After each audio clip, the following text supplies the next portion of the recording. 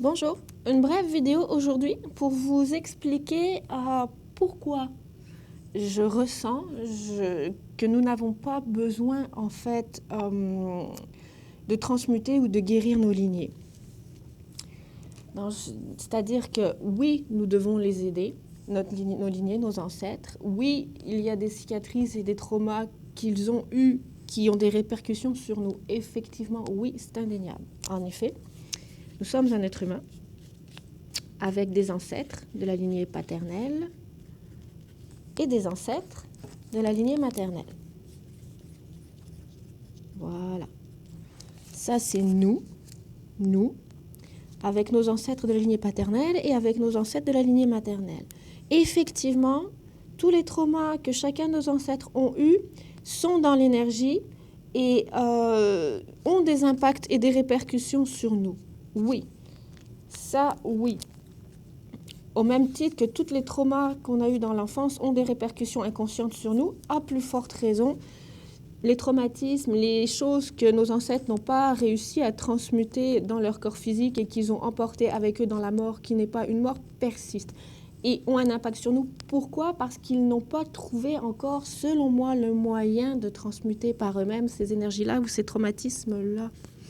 Donc ils sont là, ils sont autour de nous, parce que ce n'est pas parce qu'on n'a plus de corps physique que l'on est mort. En fait, si on est une conscience, et nous sommes une conscience, le fait de ne plus avoir de corps physique ne signifie pas la fin de l'existence, donc ne signifie pas la fin des traumatismes, et ne signifie pas non plus que rien n'est possible pour transmuter, digérer, ressentir les énergies lourdes des traumatismes qu'on a eus de notre vivant, qu'on n'a pas su transmuter de notre vivant, mais qu'on pourrait quand même éventuellement transmuter une fois décédé, parce que nous sommes une conscience, parce que nous sommes énergie, et que ce n'est pas parce qu'on n'a plus de corps qu'on n'est plus rien. Au contraire, on est retourné à notre essence même sans le brouillage mental dû à la matrice, à la fausse lumière de la matrice qui atteint notre cerveau et qui nous empêche parfois de recevoir les indications de notre soi divin, notre soi de pure lumière pour transmuter les choses et comprendre les choses. Donc, je ne suis pas en train de dire aussi, OK, j'ai tel pattern qui vient de mes ancêtres, là, j'en veux plus, ancêtres, reprenez votre baluchon et débrouillez-vous avec ça. Non, je peux pas dire ça et je le dirai pas.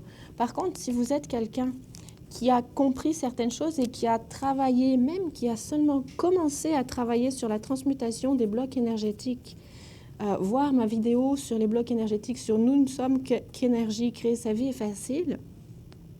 Si vous avez déjà commencé à travailler sur vous, si vous avez déjà commencé à ressentir et transmuter ces blocs d'énergie lourds via les émotions, vos ancêtres qui n'ont plus de corps, mais qui sont toujours là, qui sont toujours vivants, qui sont toujours avec vous et qui vous observent toujours et que vous pouvez toujours ressentir, vous voient, apprennent de vous, apprennent de ces mécanismes-là. Ce qui veut dire que par eux-mêmes, en tant que conscience, ils vont être capables d'essayer de transmuter leur propre traumatisme sans plus vous affecter ou vous impacter, vous, de votre vivant.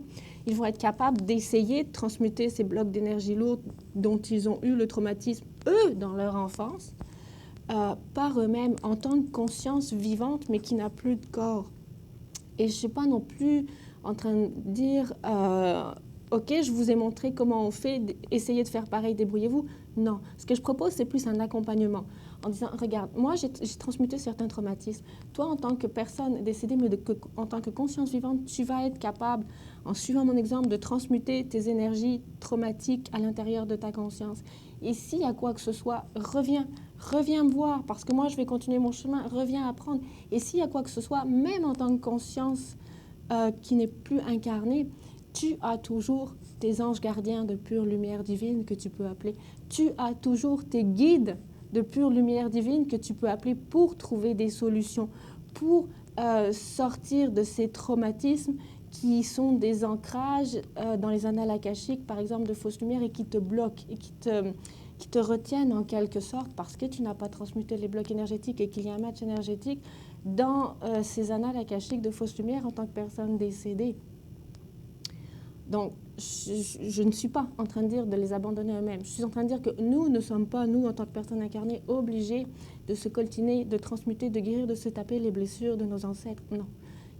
même s'ils sont décédés, ils sont capables de le faire par eux-mêmes en suivant votre exemple, en revenant vous voir et en discutant avec vous s'ils n'y arrivent pas, ou en suivant votre exemple s'ils n'y arrivent pas, et vous leur expliquez, vous leur dites juste par votre intention, juste avec la voix, qu'ils peuvent aussi se référer à leur guide de pure lumière divine, à leurs anges gardiens de pure lumière divine, juste à savoir que la pure lumière divine est le soi supérieur que même en tant que personne décédée, en tant qu'âme décédée, on a.